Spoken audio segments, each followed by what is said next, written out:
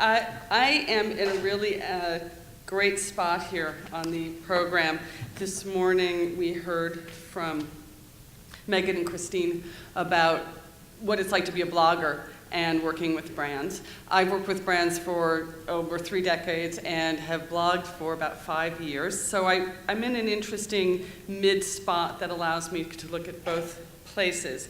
And I wanted to give you perspective on the mind of the brand manager when they're making a decision to get involved with bloggers and why you're so important to them. I'm going to talk mostly to the people in the room who may have lifestyle blogs, who it makes sense for to be talking about a brand and maybe why or why not you'd like to partner with a brand. But I just also want to note that my comments do apply to some of the really interesting people I've been meeting today who may be more interested in having a moment with a news editor about some issues that are going on that are sort of general interest news pieces. So as you're hearing me speak about what it's like to be a spokesperson for a brand, think also about what it's like to be a spokesperson for an issue. All right. The first thing I want to just make a note of is how different things are. I think everybody in this room is well aware how the give and take of conversation and the authentic conversations that we're able to have in social media are really key in the blogger and social media world. This wasn't true always. I remember very well working before the 2002 Olympics with the really wonderful folks at Coca-Cola who said to us in a meeting as we were getting ready to talk about what we would do at the Olympics, hey, by the way, it turns out we're not going to be talking to anybody about Coca-Cola brands. We're going to let them talk to us about it. And we all sat in the room and went, oh gosh, what are they going to, what's the plan here? 14 years later, it's obvious what the plan is. People are really able to talk plenty about brands, and it adds great authenticity to the brand experience. And by the way, if you're not listening to your audience, you're really not making a very good brand connection. I'm going to take a moment to just put this into perspective of just how many brands are out there and how many bloggers are out there. I come from the world of media, and we love numbers and we love population and we like kind of thinking about audience. And there are a little over 1,000 brands based in the United States. Now, when I speak about brands, I am not necessarily talking about products. So for example, I was speaking earlier to some folks who work on a Nestle brand, Hot Pockets. Hot Pockets is the brand. There may be a lot of other things in the product line. So there's plenty out there for bloggers to be talking about and connecting with national brands, local brands. I mentioned Coca-Cola getting ready for the 2002 Olympics, but literally last week I was in a meeting and a senior brand manager said, we're thinking about getting involved with blogs this year. What do you think? I said, that's a great idea. Can I help you? I've got some great ideas for you. So it's really still very new to a lot of brand managers, and you as bloggers getting involved with brands can really help guide them. They want to have a respectful relationship. It's very important to a brand manager that their brand be treated well, but it's also really important to them that you get treated well, and that your audience is so key to them that they want to make sure that you are a comfortable guide to bring them along. Now, I'm going to show you a couple of examples just to get us started, and we're going to hope that I do this well. Let's see if this actually goes. Yeah, we'll come back to that. Well, I don't know, Richard. I might not be able to do this. Thank you very much. While he comes down to help me, my tech folks, I wanted to say what to look out for in this very short clip, which will take longer to set up than it will to run. The bloggers who are represented here are really excellent at their job because they do a couple things really well, and you'll just notice that being highlighted. Number one, they are very good public speakers, they're very natural, and they're really experts in their area. But they're excellent public speakers, and they feel fine talking to their tech people when things go wrong and sort of doing things on the fly. One more thing I want to mention is they're going to follow their host's lead. and they stay within the camera frame. And we'll just notice that, and we'll talk about that a little bit later. I hit the play button. Well, it's summertime, and that means lots of fun and lots of grilling, of course. And here with some delicious and easy grilling solutions is entertaining expert Chris Schultz. Chris, it's so good to have you here. Thank you for having me. You know what? It's so hot. We all want to be outside. We don't want to be in the kitchen. So this is definitely the season to grill. It's a little protein, which is why I love it. Exactly. And I've got a bunch of different things here that we're going to make today. And we're actually going to demo something. But first, we're going to start, if you have a little bit more time, we've got the great Fit and Easy chicken here. And all I've done with that is basted it in a coconut curry sauce. Okay. And then stuck it in the oven. You'll see that the action was within the framework, very animated, thank you so much, very animated, but very aware of where the camera is. And it's one of the things that really is the difference between a blogger who can really help out a brand on air or in a digital video versus, oh gosh, we're struggling one more take. And you can do a lot of things to help yourself in this area. I want to give kudos out to Chris Goals, who helped us on the set of New York Live. One of the things that she does every time, aside from coming extremely prepared to shoots, is she has a conversation with the production team to make sure they know where she's going to be moving. You know, she picked up a little package of the Purdue chicken. One of the attributes was that you could pick it up. It had a little handle on it. But she and the cameraman actually talked about how far can I go? Can I walk around with it? So he could really be in focus. That show happens to use robotic cameras. So just a little bit of an awareness and asking questions about when you're on the set. Don't be afraid to ask. The crew is always really happy to work with you and talk with you. You are the person that is representing the brand, and the brand people will make sure that you're taken care of well on the set as well. You just saw a flash of Chef Jamie Gwen at the end of that clip. Chef Jamie has a big platform. She's a cookbook author, but she also has always kept a very current blog of what her activities are. And both of those, you notice I work with a lot of food business, so my examples are food oriented. But what both of them do very well that is key for whatever kind of appearances you are doing on behalf of an initiative or a brand is to be well rehearsed, to have some fun on the set and be okay to keep it lively, and also to follow the hosts. Let the hosts are your connection to their audience, just as you as a blogger are a brand's connection to your audience. So they're basically, you want to make sure that they're always very well supported by you. Let me turn a moment to why it is that brands want bloggers. And it really comes down to two very simple things. They are very interested in your voice, and your voice being an authentic voice, and they're very interested in your footprint, in your audience. So what do I mean by your voice? I think a lot of people often wonder, am I going to be asked to do something out of my comfort zone? What about, if I don't love the product?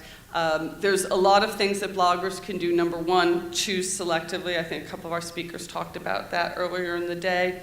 But the key thing is, brands are interested in you because you have a great relationship and a great POV, great perspective on what it is to live your life, and your readers recognize that. You're a thought leader for them. So stay authentic. Don't ever be afraid of being your authentic self. That's what a brand is interested in, and they've vetted you. They know why they're interested in you, and so never feel like that's not the right thing for you. Now, your footprint is how big, how small do you need to be considered important to a brand? In preparation for this talk, I spoke to a few colleagues at PR agencies and promotional firms and other agencies that I work with regularly. And it was an interesting perspective. For a lot of us, we think it's got to be 1 million uniques before we can be touched by a brand. And yet this morning, we heard Christina and Megan say, wow, actually 10,000 views per month is actually pretty respectable, and it is. A lot of the people I work with say, I'm very impressed by people who have over 1 million readers, but those tend to be product reviewers, sweepstakes. I'm not sure the engagement is there with their audience. I love a mid-level brand, mid-level blog. They're talking about maybe 100 or 150 page views a month, and that's a very powerful blogger. That's somebody who is really very active and I would say probably quite full-time. That group has a really strong relationship and point of view that they are known for. But even in the smaller circles and regionally, those people are very valuable to brands. So don't worry so much about your footprint. Know what it is. Know what your stats are. But be very confident that as a blogger, a brand really wants to be your partner. They want to hold hands with you while you're holding hands with your audience. So you can always stay your authentic self. I think this is really a great quote that says, you know, where do advertising and bloggers merge? And I think really when we love an ad, it's because it speaks plainly to us. It's fun, it's engaging, and that's the same thing with any good writing. It's going to be fun and engaging, and that's really where a lot of brands want to be. They want you to bring their brand to life, bring their product to life for them. I'm going to talk a little bit about some best practices, but before I turn to that, I thought I might share a little bit about the monetary side of this. I think both Christina and Megan talked about it a bit. Ask yourself if you want to be working with brands, really what your goals are. I would just say monetary may not be your number one goal. This is not what I would advise to do if you really want to make millions. Awareness, definitely. It's a great opportunity to get out in front of an audience, be that person who is representing a brand and working with video and TV. But just to give you kind of a framework of the kinds of dollars that are out there, very often when I have a blogger who's working on a local show, and by local show, something like New York Live fits that bill. It's only in the New York City market, although it's a very big market. The blogger may only be paid for expenses plus a little bit more. And when I looked at what New York Live pays most of their bloggers, and I put it out to an hourly rate, given that they are prepping the food, shopping, they are doing some social media, there's doing some writing. We might be only talking about $20 or $30 an hour, and that's not always consistent. So I think that's just something just to be aware of. You may only be getting a couple $100 to be doing an appearance, or just having your expenses covered. So think about, if you have this as a goal, that perhaps this is really a great awareness builder for you, but you're not going to really be cashing in on it.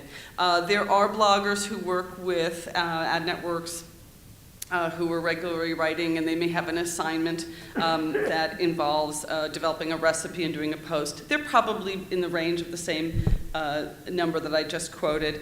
And then there are the larger bloggers who may be working more in the $1,000 ranges. They're doing those series that we referred to this morning. So that just kind of gives you a sense of kind of what the monetary availability is. Obviously, the more you're doing, the more you're producing, it will go up and down. I think that was a very accurate portrayal this morning. Let me turn to some best practices. It's not a big ask what brands are really after from a blogger. The heavy lifting has been done already. You are writing fabulous things. You are in touch with your audience. So what does a brand really need from you? Well, brands really need you to follow the rules. They really want you to know the rules, and one of the top rules is disclosure. The FCC has very clear guidelines. They decided to pay attention to bloggers about 6 years ago, and they actually reissued some guidelines in 2013. They basically say, disclose that you are working with a brand. And that's not a hard thing to do for creative writers, to make sure that that's made clear. There are a lot of creative ways to do it, but I think I like it the best when somebody says, I'm now working with, and here's what I'm thinking, and here's my experience with them. They really want you to be accurate about your claims about the product. Just like in any other media that a brand works with, whether it's television, print, radio, they cannot make false claims about their brand, and they certainly don't want you to either. When you're working directly with a brand, they'll give you copy points, they'll educate you on some interesting things, background about the brand, and they'll also, and you should ask if they don't, Ask for cautions. What are things what's misinterpreted sometimes? What are things that you don't what I'm not allowed to say? Ask those questions, because you'll be a much better brand partner when you're able to do that. Keep your end of the bargain. You are expected to be a professional if you're reached out to that way, and if you're working in this realm, people really do respect what you bring to the table. So respect that back. And if you have issues with something that's not exactly comfortable for you, clarify that up front. You'd be surprised at how many times a brand manager gets back to them through their PR group and says, we've got this great blogger, they're a little uncomfortable with such and such and such and such, and they'll say, oh, okay, you know what, maybe not this product for them, doesn't seem to fit, but maybe another one, or, oh, perhaps we can explain how this works better, and it may be a misconception about the brand, for example, that many people have, and now we have a gold mine. We have somebody who's a very authentic voice in the marketplace telling us something that we never knew about a brand, and that a brand would have no way of communicating via their regular advertising channels. So clarify what your needs are up front. Always stay on schedule. Sometimes you're in a situation where you're writing and there'll be some editorial oversight. You need to stay on time. The deliverables really do matter. Why they matter? Number one, it is just the professional thing to do, but also very often there's a blog campaign that's going on. Many other bloggers might be involved. There might be a launch of a coupon going along with it. So there's a lot of other things going on in the marketing plan. So it really does matter that you deliver on time. And then lastly, I would say, and I think everybody probably does this in their professional career, if we really want to work with somebody again, we try to deliver more the first time around. And that might be by being super creative. We heard some suggestions this morning about maybe there's some extra things that could be done, or even proposing some more interesting things that could be done, knowing what you know about your own audience. One of the things that I will tell you brands love and cannot get enough of is your social media streams. If you're willing to tweet, to add Facebook posts, if you're doing a press piece for a brand, like the examples I showed, you're on television and you have set up, scheduled something with Hootsuite or something like that to say, hey, this is where I am, this is where you can find me. Everybody negotiates to do like 1 or 2 or 3. Add a couple more in, and then let people know who that you worked with in the brand and the PR agency. Let them know your results. We don't always get that information. We're doing social listening. There's a lot of good research out there, but it's really nice to hear back from the people that we work with, anything that they may have heard that we might have missed that was a real benefit to the brand. Maybe it was a comment on Facebook or something like that. So feel free to contribute in that way. If you are interested in becoming a spokesperson, it is a different skill set than blogging. And I was so excited to hear Lori and Lindsay's talk on the YouTube practices and getting used to things. Because I think one of the things I would say to somebody who's interested in getting into this area is to develop your skill set. Walking and talking at the same time, in my instance, talking and using technology at the same time.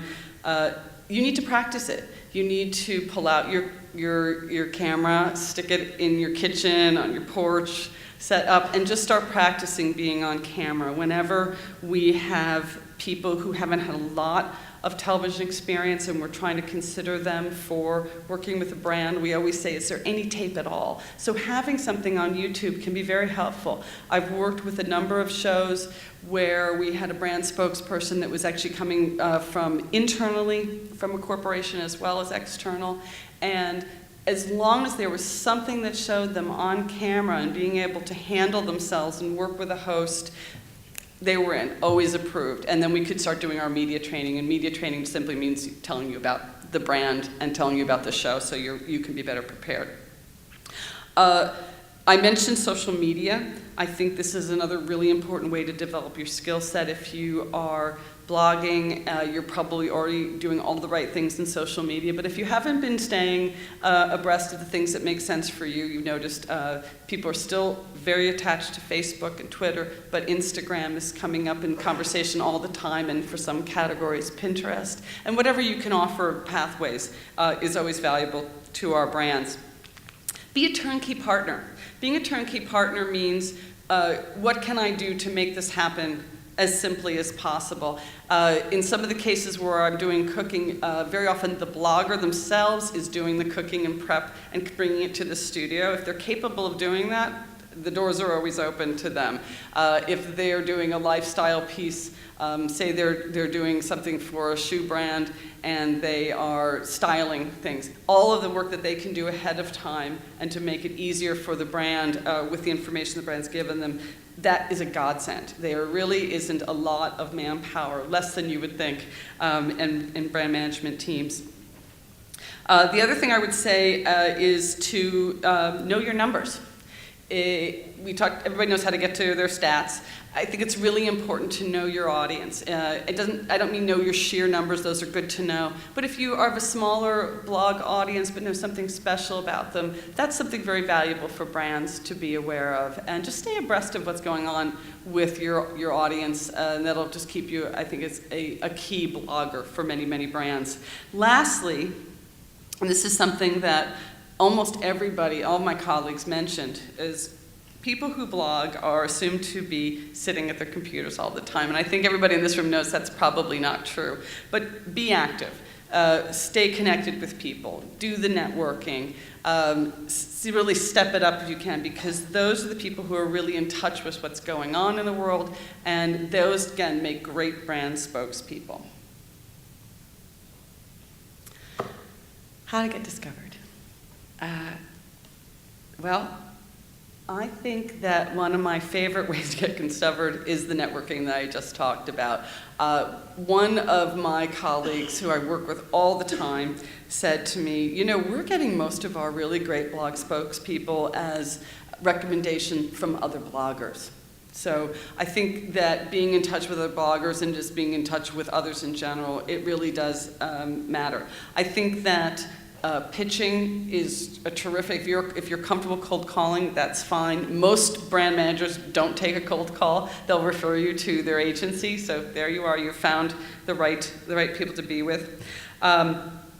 Blog networks, I think, have been talked about in the past. They actually tend to be great networks, and they are a great way to get discovered, not just to monetize if you're able to accept ads, but they are a way to get views. I do want to share with you something I've stumbled upon pretty recently. It's actually a UK-based system, this bloggersrequired.com. If you've never had a brand assignment and wonder what goes into one, bloggersrequired.com is a great website to know and to visit.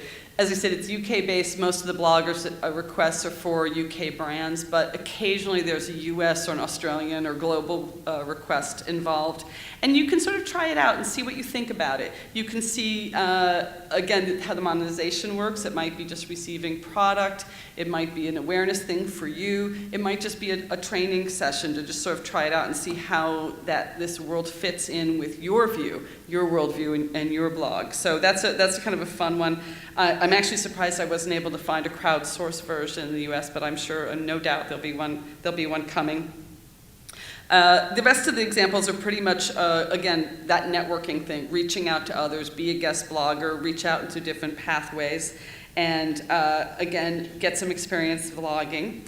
And I last want to end up with the question of having an agent. There was a moment there about a year and a half ago when agents were starting to really take a look at bloggers and to see if they could start representing them. And I had a couple of contacts in New York that I would go to if I needed somebody. I think the world has found out that because the pay scale isn't huge, agents don't care as much as you might think. This may be coming, so keep an eye out, but I think for the most part, people who are doing this kind of work are being discovered primarily through networks, through their own self-promotion and their own just, God-given talent for being able to reach out. I'm just going to close by what for me is a short history of the blogosphere. I'm sure most of you know who Justin Hall is. He was considered to be the very first blogger, and I've already referred to why I think Coca-Cola belongs in this world, as well as Bob Lutz from GM. He was an internal blogger, one of the VPs at GM who kind of helped talk to people when nobody really understood from the auto perspectives what was happening, and they really wanted to reach out to audiences. We have really had social media in the blogging world since the earliest days of blogging, really within 5 years of blogs being out there. Ad networks and associations and Twitter, Instagram, the big purchase of YouTube by Google has really expanded the universe and the conversation that we can have with our audiences for bloggers. So what's next? I think it's really something that brands are looking to the creative community, to bloggers, to tell them what's next. They're really open and they're listening for your direction. Thanks so much.